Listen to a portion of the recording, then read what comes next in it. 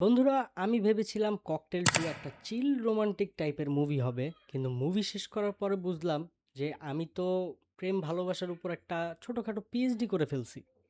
তো ককটেল 2 মুভিটা কি আসলেই ওর্থ ওয়াচিং ছিল? নাকি সুন্দর, সুন্দর লোকেশন, স্টাইলিশ ক্যারেক্টার দিয়ে অডিয়েন্সদের নজর কাড়ার মতো একটা মুভি ছিল?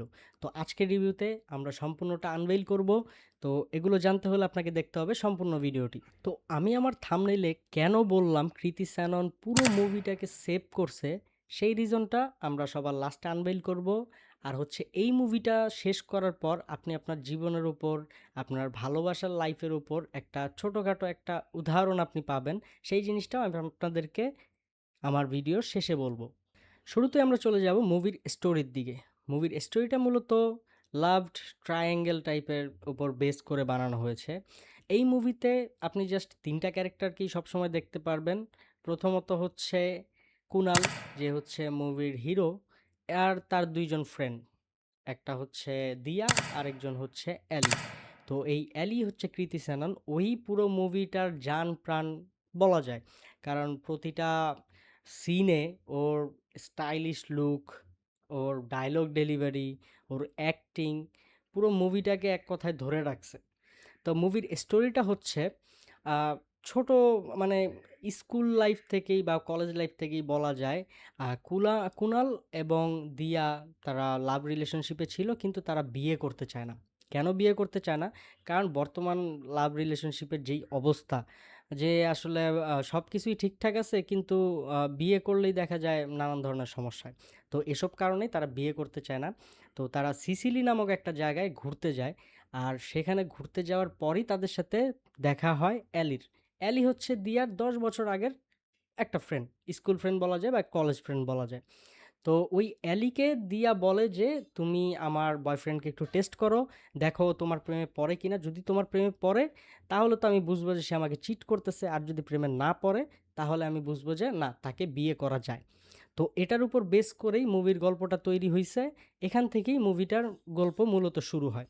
তো অ্যাট দি এন্ড দেখা যায় যে না, সে সব কিছু বাদ দিয়ে সে তার যেই গার্লফ্রেন্ড ছিল কলেজ লাইফের দিয়া, তার সাথেই কিন্তু বিবাহ বন্ধনে আবদ্ধ হয়। তো মুভির গল্পটা খুবই ছোট, খুবই শর্টকাট একটা গল্প। এটাকেই আপনি যখন দেখবেন, টানা ২.৫-২ ঘন্টা ২৭ মিনিটের একটা মুভি, এটা রান টাইম। তো আপনি কোনো বোরিং ফিল করবেন না। আর এরকম লাভ ট্রায়াঙ্গেল টাইপের মুভি যারা পছন্দ করেন বা আগে যারা ককটেল মুভিটা দেখছেন, তাদের জন্য এটা একটা বেস্ট ওয়াচিং হতে পারে। আমি কিন্তু খুব ভালো এনজয় করছি। তো কেন কৃতি স্যানন এই মুভিটার পুরো শোটা স্টল করছে, আমি কিন্তু এটা আগেই আপনাদেরকে বলে দিছি। আর এই মুভিটা দেখার পর আপনি অবশ্যই আপনার ভালোবাসার জীবনে একটা জিনিস শিখতে পারবেন। সেটা হচ্ছে গিয়ে নতুন, নতুন একটা সম্পর্কে আমরা যখন যাই, তখন সেটার মধ্যে অনেক ফান থাকে, অনেক উল্লাস থাকে, অনেক উত্তেজনা থাকে। মানে নতুন, নতুন সবকিছু জানার একটা ইচ্ছা থাকে। তো সেই রিলেশনশিপটা যখন আস্তে, আস্তে আপনার পুরাতন হওয়ার দিকে যাবে, ধরেন ৫ বছর ৭ বছর হয়ে গেছে, তখন কিন্তু সেরকম উন্মাদ অবস্থাটা থাকে না। এটা শুধু আমাদের ক্ষেত্রে না, সবার ক্ষেত্রেই একই অবস্থা। তো তার জন্য যদি আপনি সেই রিলেশনটা ব্রেক করে একটা নতুন রিলেশনে যান, তো সেইটা কিন্তু আসলে লাইফের কোনো একটা সিচুয়েশন হতে পারে না।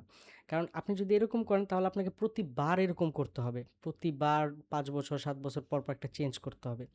তো এইটাকে তো আসলে লাইফ বলে না। একজনের সাথে থাকতে হবে, একজনকে নিয়ে সারা জীবন পার করতে হবে। আপনি মুভিটা দেখার পর অবশ্যই বুঝবেন যে আমি কেন এই কথাটা বললাম।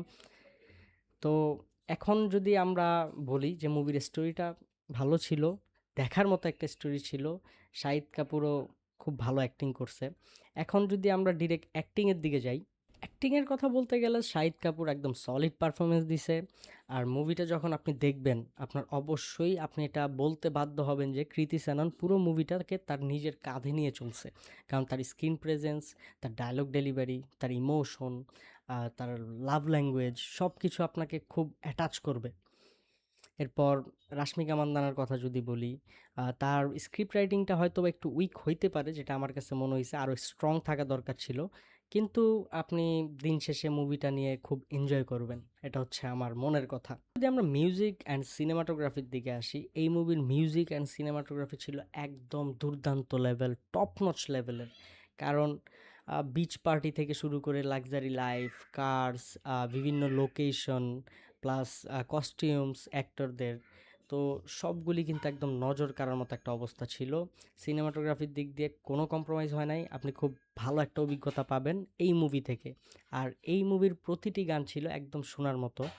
শোনার মতো বলতে গেলে যেটাকে বলা যায়, আপনি নরমালি যখন থাকবেন, আপনি প্রতিটা গান খুব ফিল করতে পারবেন।